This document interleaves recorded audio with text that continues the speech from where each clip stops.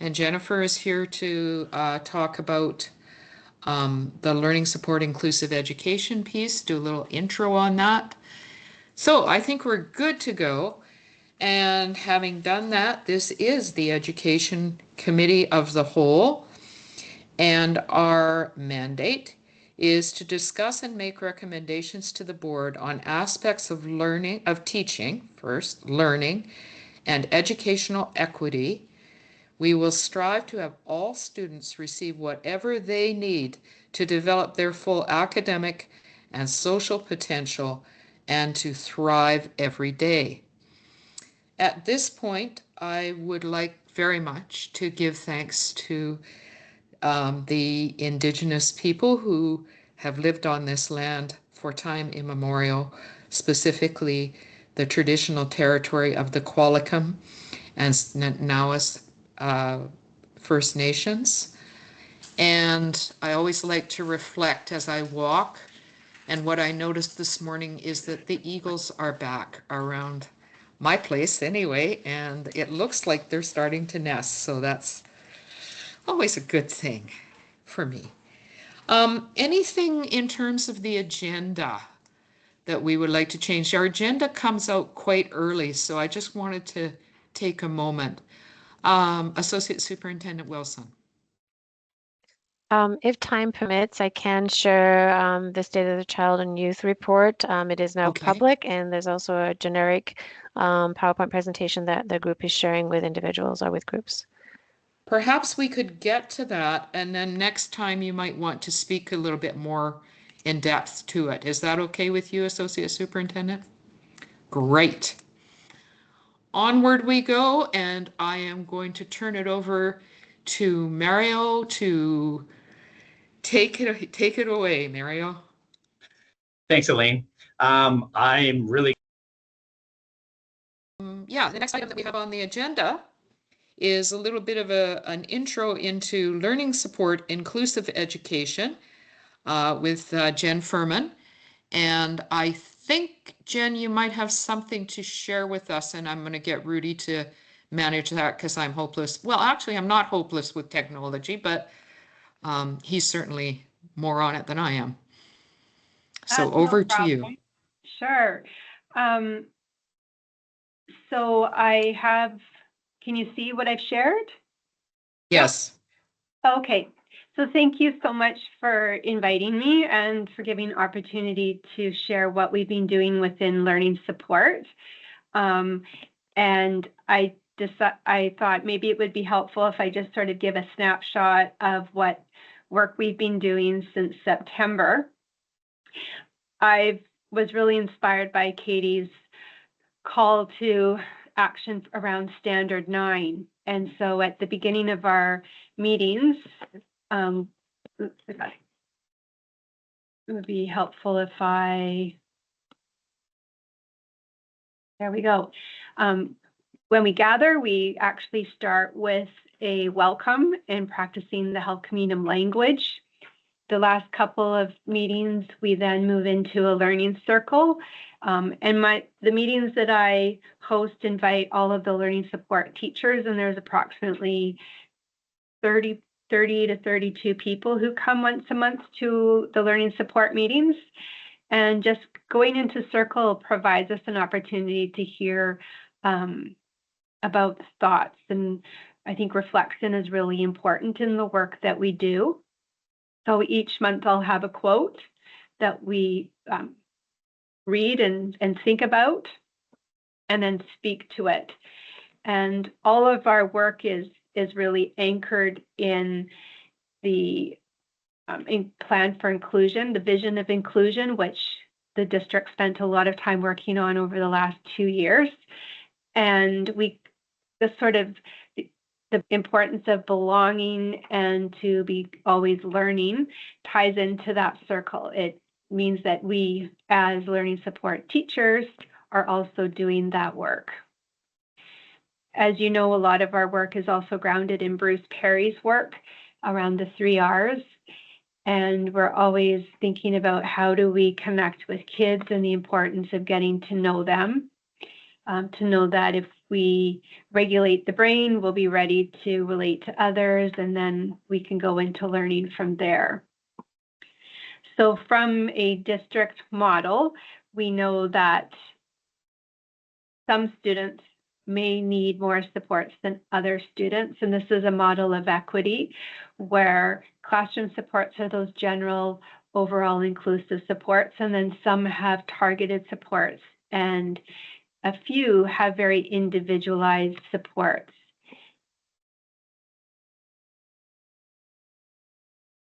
So this is part of a snapshot of our team at work, doing some work around understanding collaboration. Many of our learning support teachers are, I find it really curious, they're passionate about children and they understand a lot about disabilities, and their work is often primarily with their fellow colleagues and other teachers. And collaboration is a really important piece in being able to navigate in order to support students in the classroom. So we asked a question about what's the worst and the best collaboration. And of course, each group chose their top two, about being vulnerable, having safe spaces, knowing clearly what roles and responsibilities are, and seeing the value that things are linked to a greater purpose. So this is going to help us in our meetings so that when we collaborate, we have a focused vision of what is intended by collaboration. We've also reviewed in September and October, delving into what are the roles and responsibilities of our job, and looking at what we call the SEPs, which is the same things we used for the vision of inclusion. Students will be able to, educators will be. And this is them hard at work again. I particularly like Mark in the bottom right-hand corner because he's smiling and very happy about this work. And then again, what would it look like for students? And using that observable impact to figure out what we're hoping to see. If we collaborate, if we do this work, if we're assisting teachers, how will we see inclusion? So this is a process that we're working on right now. This was part of our November meeting, that if we really want to assist classroom teachers and EAs in understanding students' strengths and disabilities and challenges, what would that look like? What would students be doing? And then what would we hope the educators were doing? The next column that we haven't filled in yet is what would learning support teachers be doing to meet that need? And then the fourth column, if you can imagine it, would be what would leaders in the school? So what would our PVP be doing, and myself, to help support teachers and learning support teachers in order to create more inclusive classrooms. We've been talking a lot, UDL is not a new word, but we do bring it up a lot because it's again that process of reflection and looking at what might be challenges and then figuring out what supports we might need. And this is the ongoing work that we do. The piece around equity and inclusion is at the forefront. Class reviews were completed. Most schools did this at the beginning of October. And again, this really helps that collaborative work with classroom teachers to sit down and look at what are the needs of overall students, but also to identify what are their interests, what are things that the kids enjoy doing, so that work or learning activities can be tailored around those interests, hopefully to invite students in. We use the class review from a learning support model to also come up with a class goal that is shared amongst all students in the classroom, with the hope that this helps the teacher with their instructional planning.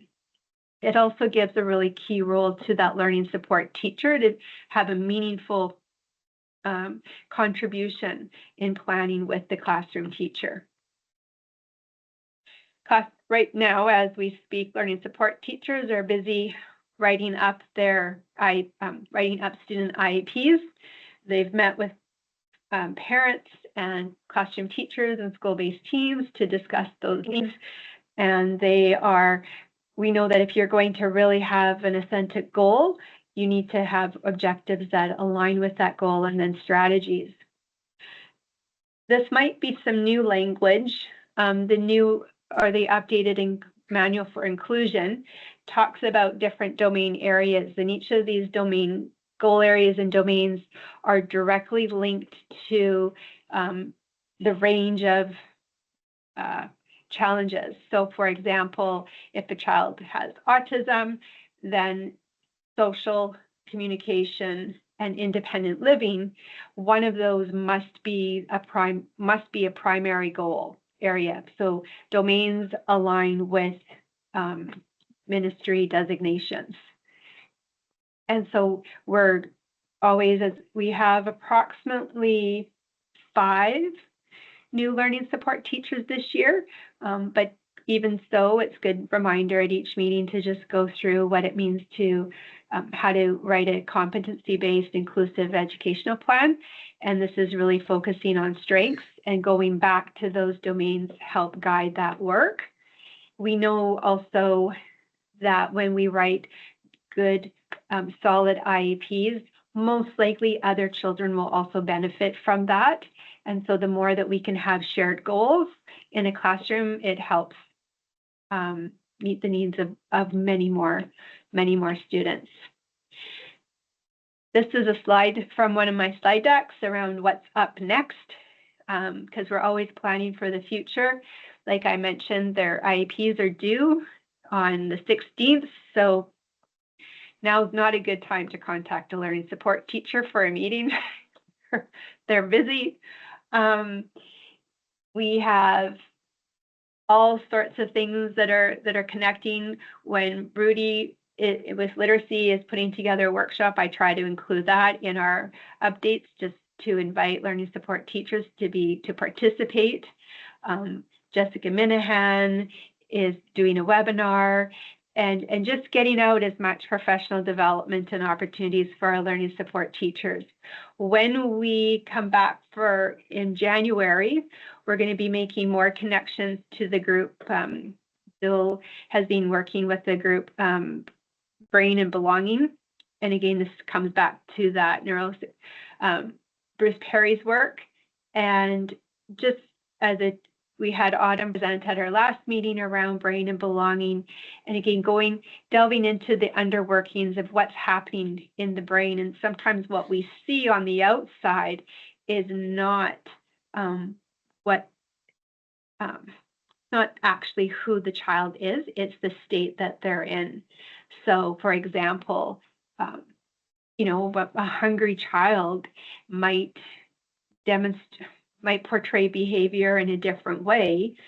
It doesn't mean that they're always that way. It means that they're hungry.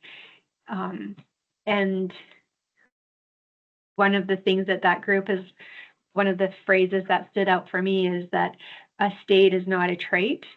And again, working with our learning support teachers to help them remind them to reframe behavior, to look at why is a child acting that way, to advocate on their behalf with other teachers and look at, I wonder if we thought more curiously about this child's behavior, what else could it be?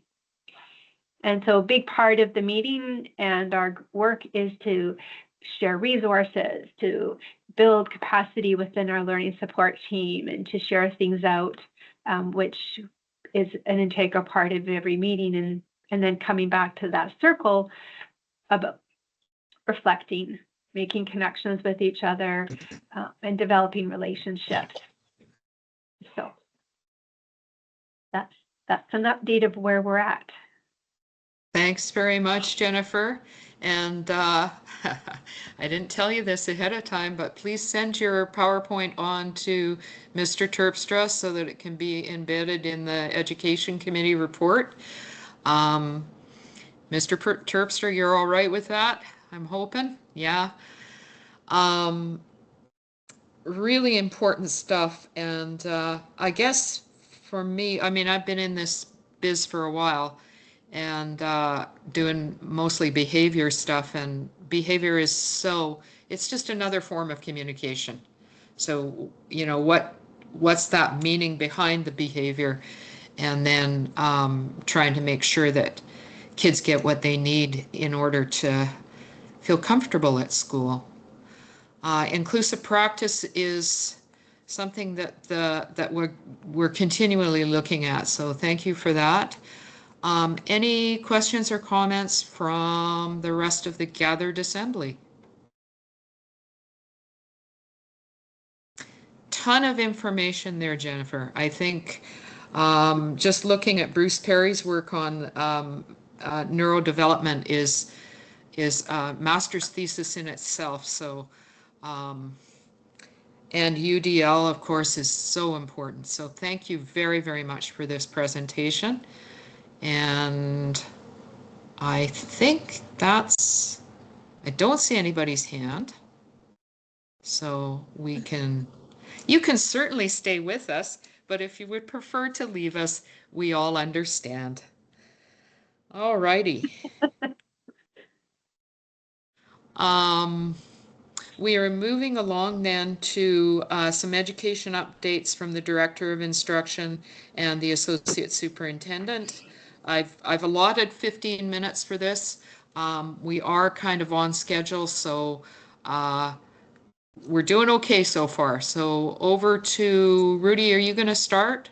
Sure, I'll start Okay. and connect to Associate Superintendent Wilson. Yeah, just a couple highlights of things that are happening in the education front that we, of course, like to remind everyone and trustees alike. Zero waste grants are already out for all teachers, and applications are closing, I think, next week. So if you want to access the zero waste monies, those are available.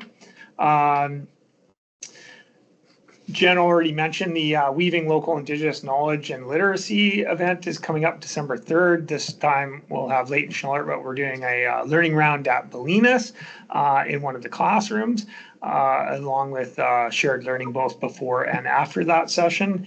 And that's all part of the bigger literacy plan that we have. One unique thing that I like to share with everyone is we're also Qualicum School District is hosting all the island literacy leads from Vancouver Island from all the school districts, and we're also going to share this initiative with them as one of the ways that we're connecting and learning about local Indigenous knowledge, but also connecting it to our literacy, our growth in literacy. Just a reminder again, career education, the Tri-Trades are happening November 25th at Bolinas and November 28th at KSS. Super spectacular events where all of our grade 8 students get to explore a variety. And it's really not even trades anymore. It's really a variety of trade and skill-based occupations out there. And my last thing before later on in the meeting, ITK 412 is the basically the tech conference each year put on by Focused Education. Super excited to say that we had 6 teacher librarians join us this year. We had 2 tech AI savvy teachers join us this year. And of course, our tech team is there from the technical end. Obviously, big subject was AI privacy, but there was also lots of sharing about current and updated learning resources for teachers and classrooms. So I'll pass it over to Ms. Will. Wow, that was fast. Over to you. I don't have a lot to add to what Rudy's sharing. I'm working with the literacy plan alongside Rudy. One of the other areas that we're working on is our primary years. So focusing on what our kindergartners are doing with their screening, and that date's been set now for January. We had some difficulties getting a hold of the trainer, so we now have a date for that, as well as some other learning that we're doing. We've recruited a well-known name, Tandy Gunn, to do some workshops for us in the area of literacy at that primary level, so looking forward to them. And those dates have been sent out to our system. The other part that I'd like to share with you, which is connected a lot to what Jennifer was sharing around belonging, and I've shared with the board before that this year we'd applied last year to be part of BC Children's Hospital, to be part of their network around mental health and wellness. And so we have a coach through BC Children's Hospital that works with a group, and it's the Brain and Belonging group that have been working with the coach to be able to do some of the work across our system. And last week we went to, we had a session where they unpacked our local data for us.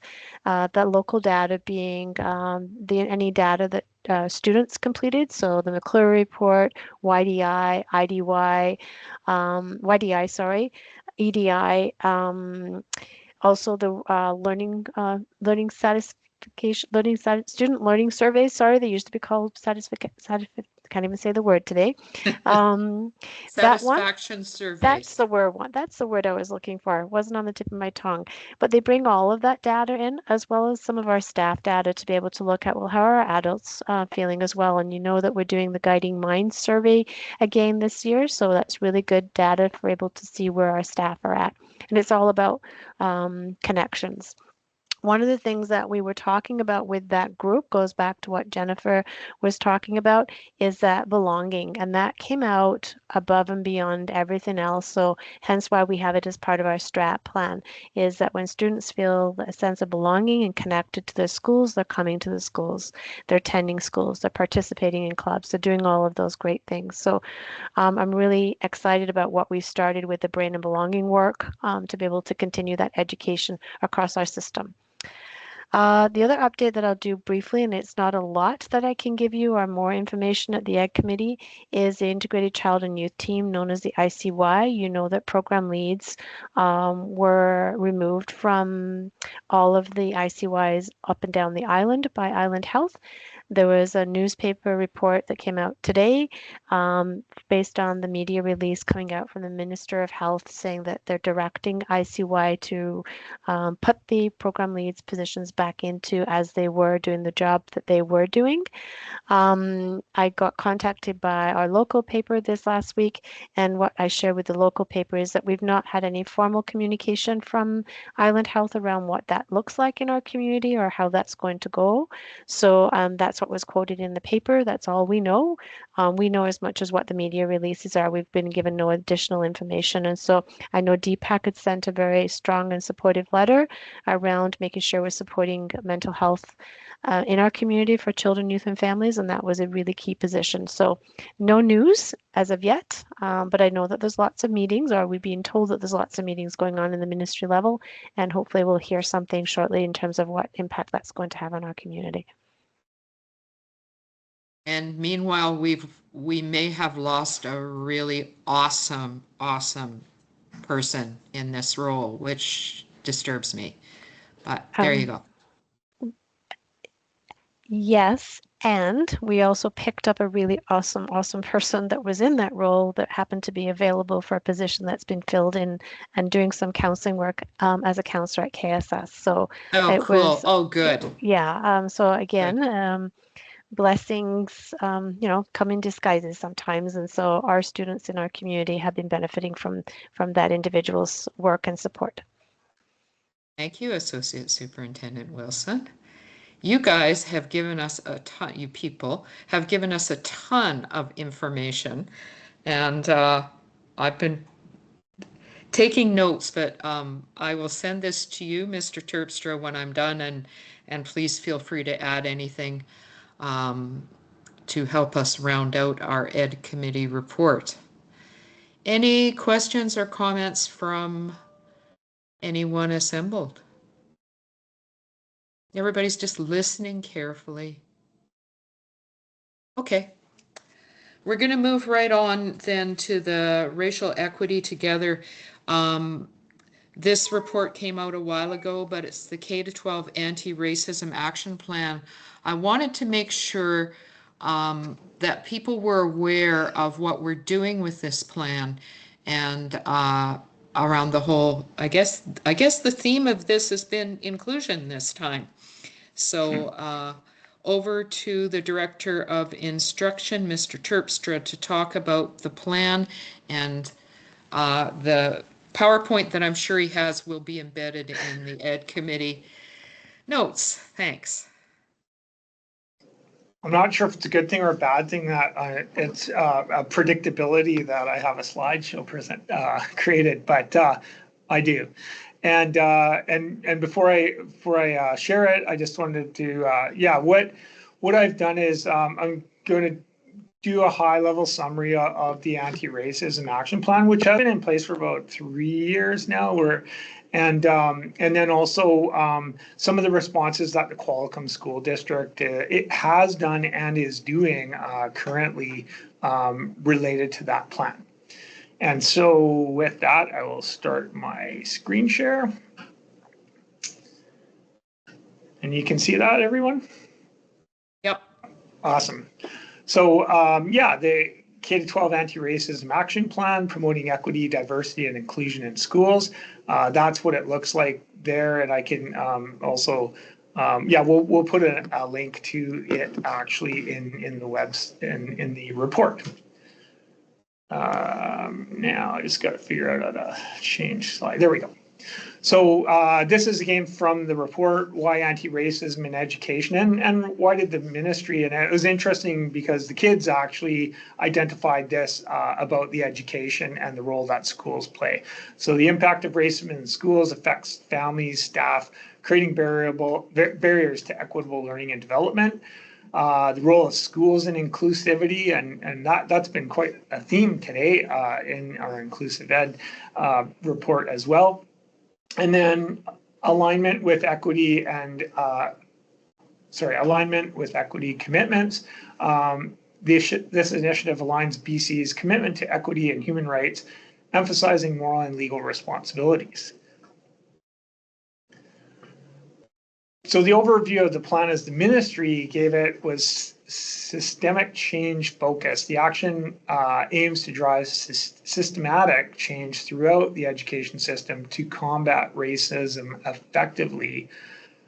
Community consultations, and again, I'll talk about how the district has engaged in these in the next couple slides, but involved consultation with Indigenous, Black, and other racialized communities, ensuring diverse perspectives, inclusive policy development, and ongoing engagement.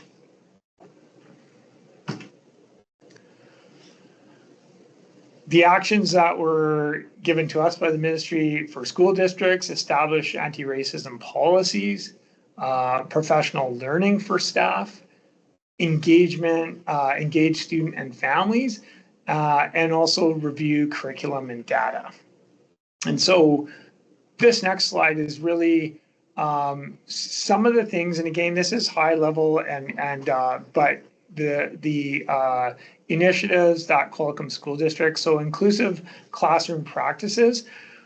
One of the things that we focused on and everybody's participated in is learning about our local nation's land, culture, language, and people. Through that, Qualicum School District aims to strengthen inclusive practices to support diverse student needs effectively. And we've been thoughtful about starting with our local people and sharing their stories.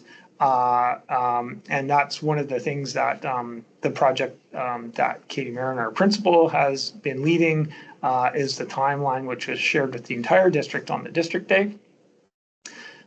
Staff training and resources, providing targeted training and resources, help staff better support students, foster inclusivity. So some of the highlights, Ms. Wilson and Autumn, our principal at PASS, are leading the Bring in Belonging group. The ministry day, again, I already mentioned, we focused on local knowledge and timeline projects. Updated curriculum and resources, and the ministry has made the Holocaust part of the curriculum, has made Black history part of the curriculum, and then we also have embarked on a cultural safety training. We've had our first session with key people in the district, and then that's going to go on to HR working on its onboarding practices and staff learning throughout the organization. So safe spaces for student voice, creating safe spaces, and we had one of those present today. Creating safe spaces encourages students to express themselves and participate actively in school life. We have an Indigenous student voice group. We have student groups in the schools, leadership groups and clubs, and GSAs and other groups. And I think everyone on this call knows that the school district is listening to and engaging with our students, whether it's about the bathrooms, and we have three great examples of great spaces that have been created because of things that have been brought forward by students. Our strategic plan is embedded or has embedded Indigenous ways of knowledge. It also is one of our key goals is belonging. We also, as we go through our policy committee, we think about ways that we can be more inclusive and anti-racist. So an example of recent policies, the curriculum policy that was written last year, other updates of policy have all had purposeful language reflecting not only anti-racism, but inclusivity. And then our district plans, as Jen just shared, we have our assessment plan, our tech plan, all of which are written from that perspective. Last, community collaboration. Just remind people, we did an equity scan, 2.5 years ago, 3 falls ago. And obviously the ministry has mandated Indigenous education councils, and we also are actively consulting with local agencies through most of our portfolios, and Ms. Wilson does a lot of that in her roles. All right, I will stop sharing and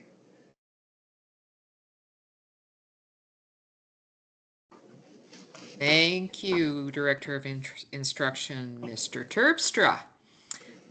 Any questions or comments out there? All right, I'm not. Trustee Kellogg. I didn't realize I'd shut my camera off. Apologies.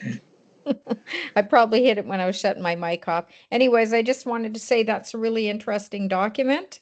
And it looks like we are, as a school district, covering a lot of stuff. So that's very impressive. Thank you very much, Rudy.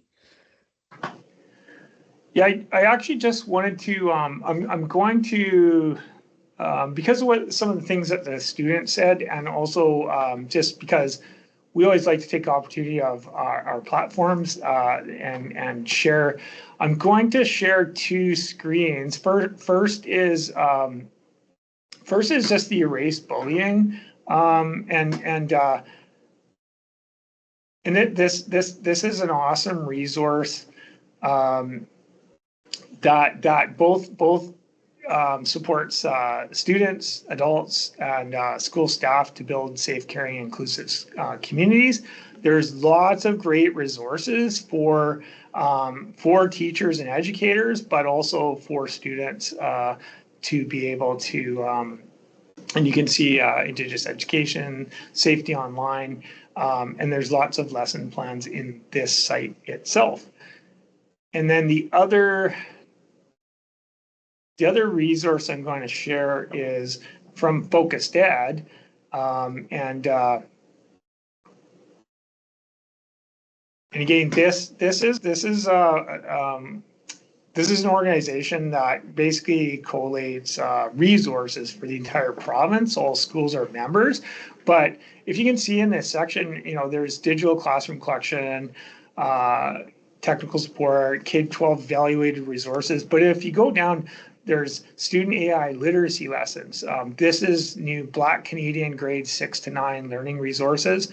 And we have cyber security lessons, and at the bottom, anti-racism learning resources. So there's a wealth of information and learning out there. And there's also lots of resources for people to explore to bring this into our students in their classrooms.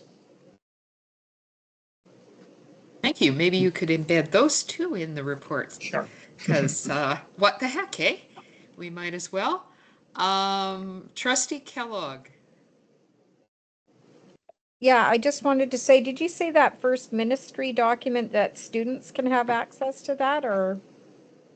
Because maybe that would be a good place for that group that's at Bolinas to go and start doing some learning stuff for themselves, because I think 3 months in, yeah, it's for time to get sure. on it. And I'm certain that their school has directed them to these resources. Okay. The Erase Bullying, they have a website, phone number, texting.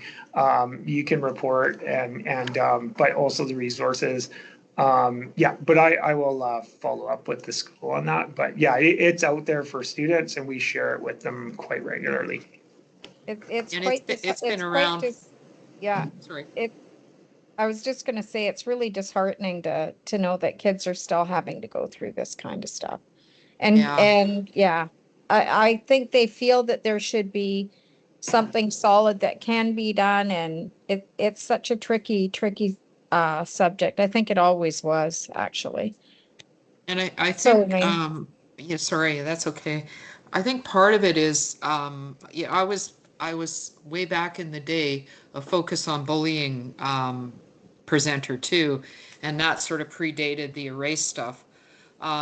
There's all kinds of resources out there.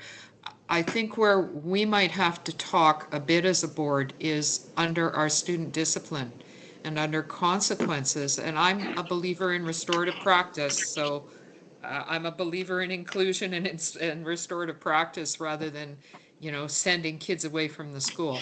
But I think maybe that's someplace where, as we look at that policy, we have to be thinking about the bullying that goes on anybody who's perceived as different in any way. And there is nothing. Nobody is normal, right? We've all got something. Yeah. So, yeah, Malia. It's kind of just to touch on what you guys are just saying. Part of the hero's journey is to come here and discover yourself.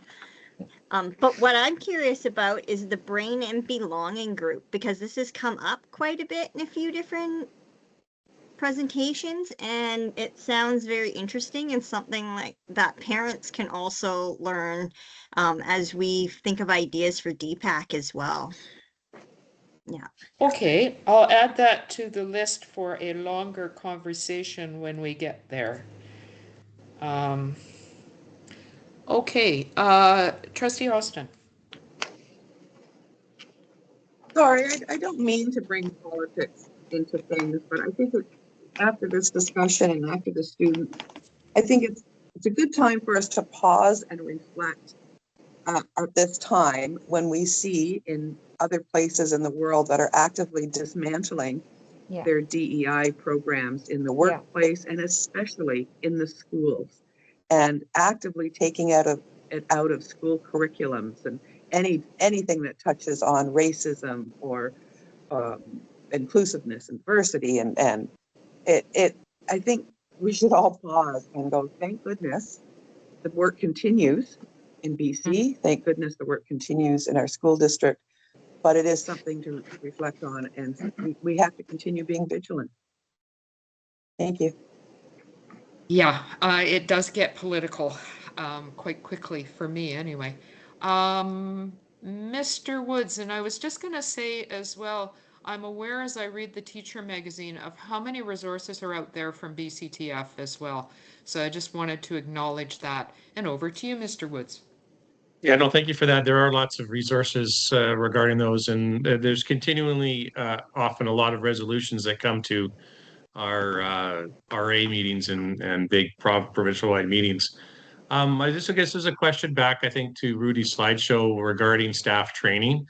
and it was just regarding targeted sessions. And I was just wondering if Rudy could remind me of what those, what that looks like, or what. I wasn't sure if those are things that are being planned or have been done, or where on the timeline that was. Yeah, good question, Matt.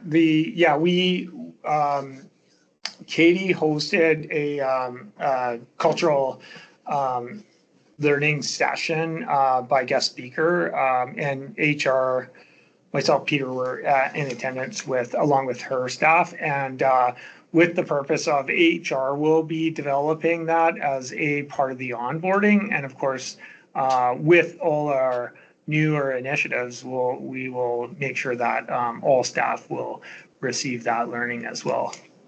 So it's in the plans, to answer your question, and coming forward through HR as part of their work this year. Okay, that's good. I know that there's lots of information that comes out in onboarding, and a lot of onboarding is a lot of kind of read and answer type situations. So I think something like anti-racism and bullying and harassing and all those sorts of issues and situations require probably more discussion sometimes, and it's allowing the time to do that, not necessarily just reading that information. So that's why I was just, when I said targeted, I was just curious on how what the targeted looked like.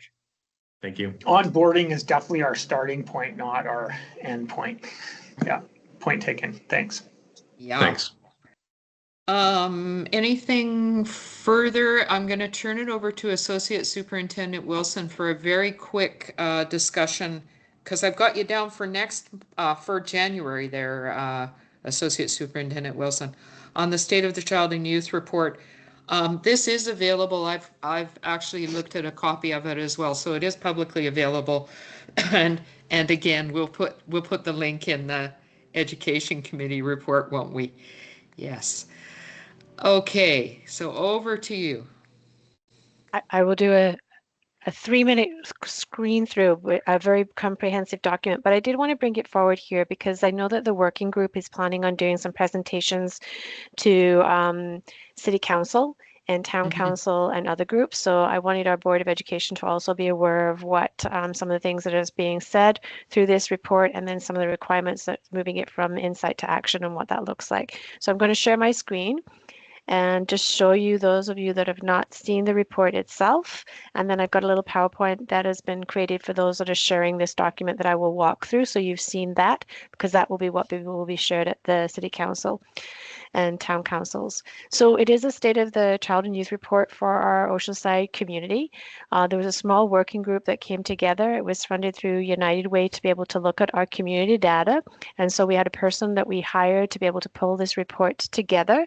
And so this is what the front of the report looks like. It's something that's been a work in progress for about 8 to 12 months. And I did sit on the working group, so I am part of what we put together. So I'm going to scroll through this really quickly. It's got all different content areas around family, community, identity, structure, mental health, substance use in our community, community-based services, what's working well and what's not. We also connected with the local Indigenous, and I'm pleased to say that Chief Gurkarma has a statement that he wrote in here, which I think stands really strong around why we need to promote well-being in our children, youth, and community, because it is the foundation for them to be able to be learning. And so really appreciate that we were able to get Chief's quote in here and what that looks like. What the report it says, and it itself is a 40. Sorry, it started as a 40 something. I think we narrowed it down to a 15. 60. But it puts, we put in all the stats that are specific to our community, put in information around how youth identify, what families are working with. I'm going to take you to one page that I'm looking at here. That's the EDI data that you can take a look at. I know that we've shared the EDI data before, and then it talks about mental health. And so, of course, this is the area we've been focusing on lately, certainly with the ICY changes and family stresses. And we know that when a family is stressed, we see it coming out in our families as well as in our youth around behavior. One of the books that the Brain and Belonging group is reading right now is Bruce Perry's What Are You Telling Me? That's the Oprah Winfrey book and Bruce Perry's. I'm listening to it. I'm using an audiobook. I don't usually do many audiobooks. It's really hard to listen to. It's not a bedtime reading book. Don't read it before you go to bed. It's really hard to listen to, but it tells us why we're doing our work. And the chapter that I'm currently listening to is a chapter on children, and when children are in houses where families are stressed. And sometimes when adults are stressed, it comes out through louder voices. And even though kids are littler and may not be understanding what was going on, the research is now showing what impact that has on the brain. And so the work that we're starting is really important. It has been important, but we're learning more and more about the brain. So this is a report you need to look at your leisure. I'm going to stop sharing and I'm going to move over to my other screen, and I'm going to share with you what the slideshow is that they are sharing with community. Okay, so let me share this. So this is a slideshow that's going to go out to community and going to go to City Council. And one of the things that the Child and Youth Wellness Action Group, which is the part of the NOW network in our community, is around moving this from insight, which is looking at the data, to what the actionables can be. The first actionable, of course, is if we don't bring awareness to what's going on in our community, then no changes can take place. This was where one person shared in the group that behind the 7-year-old who skipped breakfast and then can't focus in class, feels invisible in their own community. It talked about this is for the children that we don't know their story. We don't know what's going on. When children thrive and the whole community thrives. Healthy families and healthy schools, we know this. We know that strong workforce and economy, we know we get more resilient and connected community. I need to say that our community is very collaborative. We have strong working relationships with all of our social sector and our community partners that are in our local community. I can pick up the phone, any one of our principals and counselors can pick up the phone and get support for any kiddos and families that reaches out and says, hey, we need this support, this work, we need someone to help this family. We're well connected in our community. Not all communities have the relationships that we have. So the purpose of the report was to be able to look at that data and to be able to provide some insight, to look at, see what conditions are affecting our children and youth and families, to look at some of the successes as well as some of the gaps in our community, and then to make sure that we're collaborating and making some shared decision making, and then make sure that we've got some equitability and some policies, and certainly the community needs to do some actions. I think one of the good things, but one of the bad things is that sometimes education takes on an awful lot. We start out as educators and we have a lot of other things that come on to the Ministry of Education side. An example would be feeding our children. We know that hungry bellies can't be learning, and so we do have now another responsibility to make sure that we're providing nutritional meals to children, which is really important. But again, it comes onto the Ministry of Education and our local school district that's providing that support. We have our own uniquenesses, we have our own challenges, we have mental health issues in our community, we have food insecurity, and we certainly have house instability. And you'll see in the report itself that talks about the scarcity of rental. You'll see the affordability for rentals. We have a number of children and families that are living in campsites. We have a number of children and families that live in campsites that are not necessarily seasonal campsites. Some of our families get asked to move when our season for tourists comes in, and they have to relocate. So it's a concern. We know that we've got caring educators. We do have strong networks. I've already mentioned that, but there's also barriers that make sure that we're not necessarily providing all the support that we need to. This is a data to action in terms of looking at what local governments can do, what health authorities can do, and what our community organizations can be doing. Because if we talk about the child and family being the center of all the decisions that we're doing within our community, we'll make sure that we're not replicating services, but we're doing complementary services. And that's something that we do through our, we have what's called Oceanside Community Collaborative Response, OCRC. I'm trying to tell you what it stands for because I affectionately know it as OCRC, and I'm so stumbling over my words today. Oceanside Collaborative Response Committee. And that particular group is a group of organizations that come together to make sure we're not doubling up on services, but we're filling services and looking at where the gaps are in our community.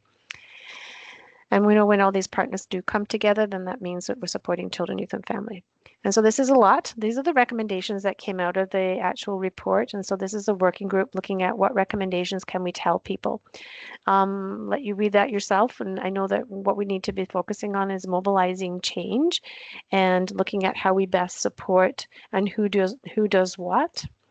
What our job next is to be able to pull all these recommendations and look at how we prioritize that and make sure we can't address them all and do them all really well, but how do we move to prioritizing and what that looks like. So our job right now in the initial phase is to be able to, our priorities became how do we share our findings, how do we make sure we're bringing our partner groups together, and then co-create some local actual planning around some of the recommendations that are coming out there. And we need to make sure we're measuring our data, measuring our successes, and it's not just that feel good, but it also is that concrete data as well, knowing that we are making some changes. And that's the end part. Thank you, Associate Superintendent Wilson, for that very quick go through the report. As I said, we do have it on the agenda for January, so maybe we'll figure a way of keeping track of all of this. And in addition to that, I've got the K-12 Literacy Supports Initiative on for January. We'll see if that happens. And I've added Brain and Belonging. Our program presenter, we hope, will be Indigenous education. We're trying to make sure that we can release the timeline, I think, is what's going on. Mr. Terpstra, yes? Something, yeah, okay. So we're mixing things around a bit from our schedule. I just want to say that, like, originally we had 2 task forces. And one of them was on social justice, which was chaired by board chair trustee Flynn and I. And the other one was on environment, and it was chaired by trustees Austin and Kurland. And I really don't want to lose the thread of either of those. This time we've kind of focused on inclusion. Maybe next time we'll look at environment a little bit more deeply. We are always looking for presenters, especially our students. And there was one other thing I was going to say. Oh, yes, just speaking about collaboration, Associate Superintendent Wilson, I was looking for something else to do in my personal private life now that was not related to school. And I thought about the action group that you're involved with. And then I looked at who was on the action group, and I think there's a whole ton of school district support there. So every time I look for something in my interest area, there are too many school people, and I feel it's a kind of a conflict of interest. So we're out there, we're working. Any final thoughts from anybody? Okay, I think, okay, Malia. I have one question. For that first presentation that Superintendent Wilson showed, is the public able to access that? You said that it was going to be presented to the City Council? Yeah. Go ahead, Trustee, Associate Superintendent Wilson. The report is the little PowerPoint presentation. I'm not sure. So if I can hold on to that, but we'll make sure the link to the report is definitely in there, Malia. Okay, perfect. Yeah, the link to the report is what I was talking about. Yeah, thank you. There's tons of information in that report, tons. Any other comments before we head out? Trustee Austin, yes? I got one more thing, sorry. When you guys talk about the notes at the end, where do we access the notes at the end? I know I'm a year into this and I should know the answer to this, but I don't. Well, what I do, if this is what you're talking about, I write a report and it goes to the regular board meeting. And so then we try to embed as much as we can in that report so that people have got more information. Okay, so it comes at the board meeting. It does come at the board meeting. Trustee Austin, you're still with us, and I'm so glad. Over to Yeah, you. I'm gonna run now, but just, and side by side with that report is also the recording of this meeting. Yes, yeah, and the meeting is recorded, yeah. And I did try in one report to figure out when in the meeting topics got talked about, and I can't, it's hopeless, so I'll just try and put them in order. So, anything else before we go? Okay, our next meeting is actually in January. The year is going by. And it is January the 13th at 2 o'clock, and it will be video conferencing again. Please tell your friends. We would love to have everybody who's got any interest at all in education to come and join us. So, having said that, it's 3:20. You got 10 minutes of extra time. Thanks very much, everybody. Bye now. Yeah, thank you.